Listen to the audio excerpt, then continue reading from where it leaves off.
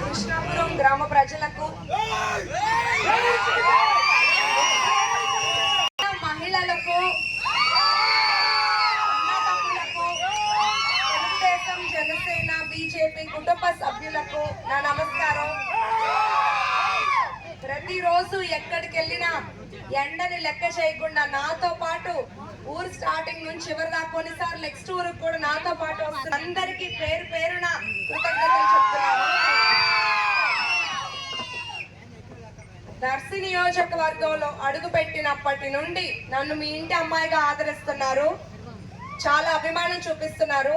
నేను ఎప్పటికీ అది మర్చిపోను. ఈ రుణాన్ని నేను అభివృద్ధి రూపంలో చూపిస్తాను.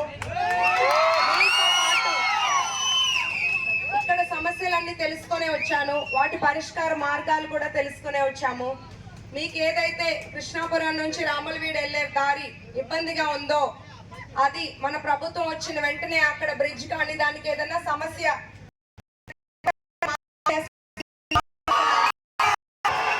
దాంతో పాటు తాగు సమస్య ఒక శాశ్వతంగా పరిష్కార మార్గం చూద్దాము. చంద్రబాబు నాయుడు గారు కూటమి ప్రభుత్వం ఏర్పడిన వెంటనే కుళాయి పంపు ఇంటింటికి ఇస్తానని మాట ఇచ్చారు. మహిళా శక్తి ఉన్నారు నాతో పాటు.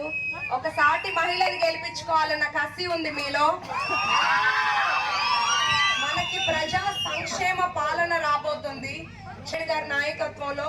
తెలుగుదేశం, జనసేన, బీజేపీ కూటమిలో ఒకసారి నేను మీకు సూపర్ 6 పథకాలను గుర్తు చేస్తున్నాను. 5 ఏళ్లలో 20 లక్షల ఉద్యోగాలు, నిరుద్యోగ వృత్తి 3,000 రూపాయలు, మహిళా శక్తి కింద మహిళలకు ఉచిత బస్సు, ఉచిత గ్యాస్, నెలకు 1,500 రూపాయలు, చదువుకునే ప్రతి విద్యార్థికి 15,000 రూపాయలు. ఇంట్లో ఎంత మంది ఉంటే అంతమంది పిల్లలకి ప్రస్తుత ప్రభుత్వం ఒక్కరికి 13,000 రూపాయలు వస్తున్నారు.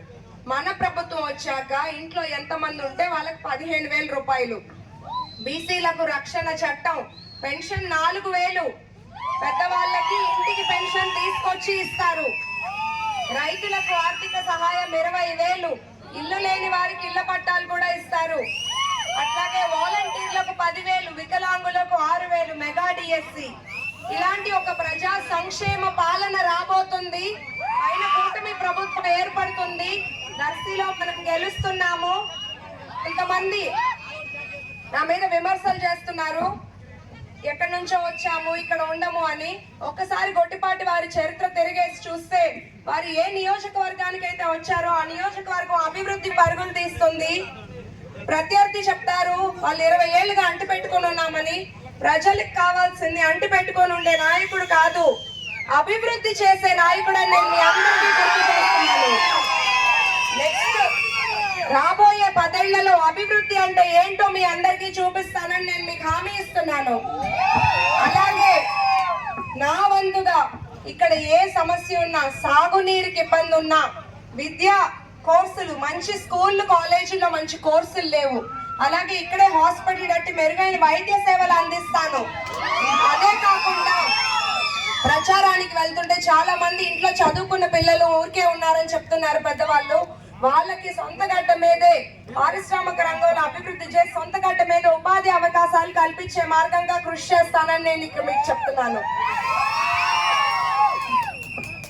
మీ అమూల్యమైన ఓటును సైకిల్ గుర్తుకు వేసి నన్ను ఎమ్మెల్యేగా, ఎంపీగా మాగుంట శ్రీనివాస్ రెడ్డి గారిని గెలిపించమని కోరుకుంటున్నాను.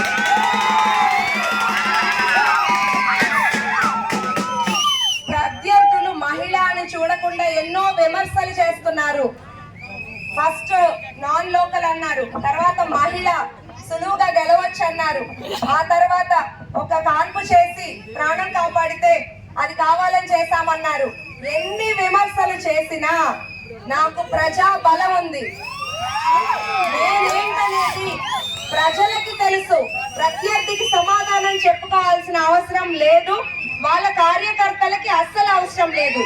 వాళ్ళకి విమర్శించే కార్యకర్తలు ఉండొచ్చు, మా దగ్గర ప్రేమించే ప్రజలు ఉన్నారని వాళ్ళందరికీ